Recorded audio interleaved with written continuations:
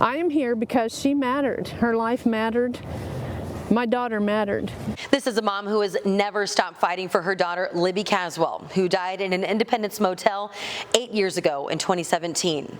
The Independence Police Department maintains Libby ended her own life. Cindy Caswell and a group of experts continue their calls for a new investigation. They say police didn't take a hard enough look at what they call red flags in the case, including a documented history of violence in Libby's relationship and witness stories that don't match up. I've been covering her case for years now, filing numerous records requests, talking to the people who knew her best, and tonight I'm sharing some of the information I've uncovered. For 8 years, the narrative of Libby Caswell's unexpected and suspicious death has centered on a 911 call that came in around 8 p.m. on December 11th, 2017. My grandmother said she hung herself in the bathroom with my pill.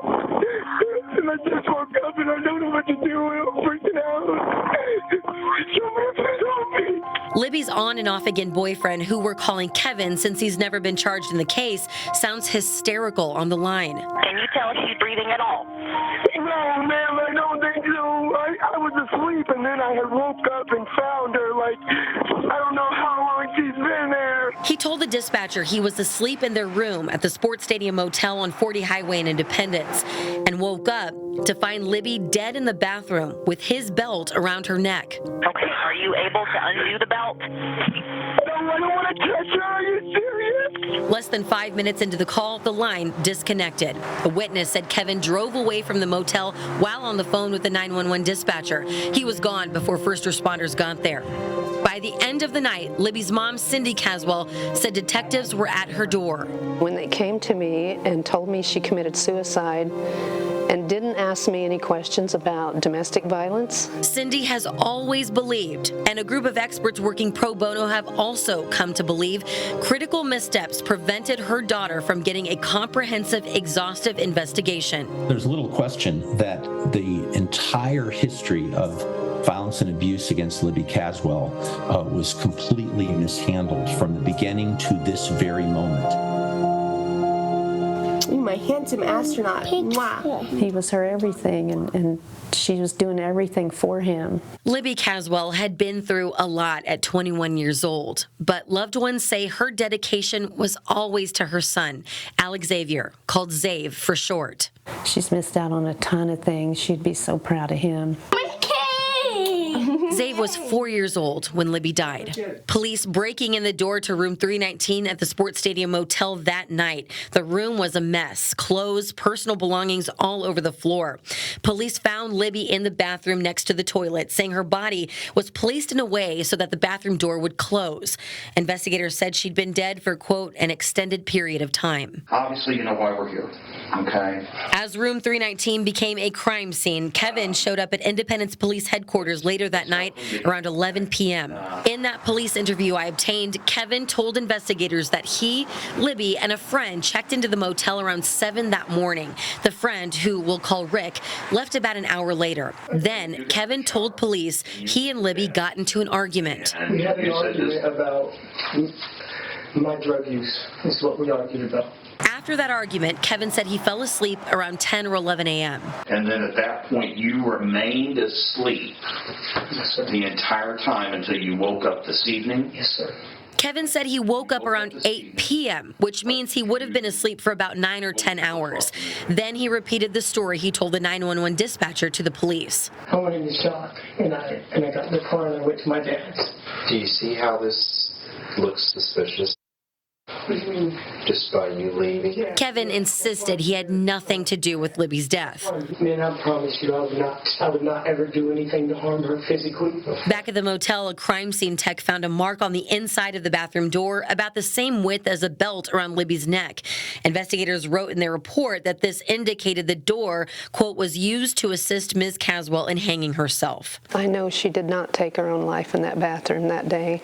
She was a victim of abuse. I IPD's files I obtained, as well as other documents, back up the claim that Libby was a victim of abuse. One of those police files says Kevin's family member told officers he saw Kevin, quote, on top of Libby with his hands around her throat, strangling her 1 week before her death.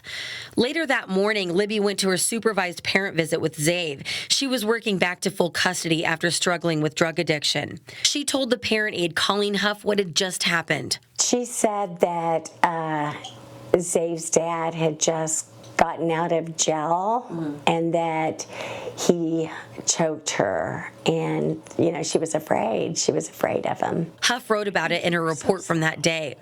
But it's not the only incident that spells out violence in Libby and Kevin's relationship. I uncovered at least a dozen domestic disturbance calls to the Independence Police starting in 2013. And at the time of her death, Libby's loved ones tell me she was trying to leave Kevin for good. I think that's where she was that last few weeks, is just kind of complying to keep peace. She was trying to, I think, figure out a way to get out of it. And it just became too late. IPD told me they did consider this history when Libby died. With the DV history and everything else, I mean, we never looked at him in any other way as a suspect. This is Independence Police Major Mike Anka. I talked to him a few years back when I first reported on Libby's death in 2021. He says at first they thought Kevin might have strangled her. We came out working it like a homicide. If that's true, Cindy wonders why IPD seemingly made up their mind that night that it was a suicide. Remember, Cindy says police told her that night Libby took her own life. Even when Libby's autopsy came back at the end of February 2017 with the manner of death ruled undetermined, IPD closed the case as a suicide. Former Jackson County Deputy Medical Examiner Dr. Robert Pytak noted in his report he came to that conclusion because of the autopsy findings and the circumstances around her death. The circumstances included a witness in the police file saying he heard fighting in room 319, the room Libby and Kevin rented. There are big missing pieces. IPD did not collect the surveillance video from the motel or surrounding businesses to corroborate Kevin's story or conduct phone dumps. Just in the last couple years, a witness came forward to police with information Cindy thought would change everything. What is telling the police is not, the time frame is not correct. Is not correct. Information that calls into question the entire timeline of the day Libby died. He knew she was dead that morning. This is Tommy Basler, who was friends with Kevin's dad. We're calling him Henry as to not identify Kevin's real name because, again, he's not charged in the case. Tommy said he was at Henry's house on the morning of December 11th, 2017, and saw Kevin and his friend Rick pull up. He said that Libby had hung herself and she's back at the hotel. What should he do? His dad told him, I'll tell you what, you go call the cops. So if what Tommy's saying is true, it would mean that Kevin was not asleep in the motel room the entire day like he told the police. It would also mean that Kevin knew Libby was dead hours before he told the police. I've never been able to get a hold of Kevin to ask him about that day. But Kevin's own dad also says that Kevin came to tell him Libby was dead in the morning, not the evening. It was around the time I was getting my kid up. I had to get my kid up for school to take him to school.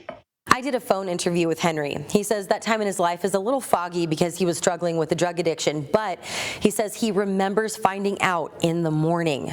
It was in the morning time. I do know that is correct. While Henry can't account for the gap in time, he believes his son had nothing to do with her death.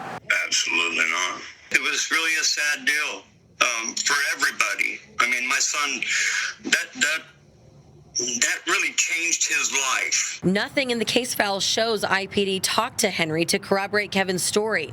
Tommy did share his account with IPD detectives, but it didn't change anything. We've done absolutely anything and everything we could think of doing with this case. We don't have enough to put a case file together and take to the prosecutors. But Cindy and a team of experts with Alliance for Hope International believe there's more to do. I believe we need a fresh set of eyes, a fresh team, preferably a multidisciplinary team, to sit down look at the whole case. Alliance for Hope is a group of experts in domestic violence and strangulation. They're made up of former prosecutors, law enforcement, forensic experts, and social services workers. They say Libby's death was not a suicide. I won't ever quit till my last breath. I mean, she deserves that. You know, we deserve that. Lots of young women deserve that. Well, just this year, the Alliance reached out to Jackson County Prosecutor Melissa Johnson, asking her to request that another agency take a look at Libby's case. Johnson told the Alliance the FBI and the Missouri State Highway Patrol had already looked at Libby's case, but is still open to being helpful in any way she can. Well, I learned the FBI consulted with an outside medical examiner on Libby's case, who said his opinion was suicide. And the Highway Patrol told me they actually haven't investigated Libby's case. More to come with this story. For the I-Team, I'm Sarah Plake, KSHB 41 News.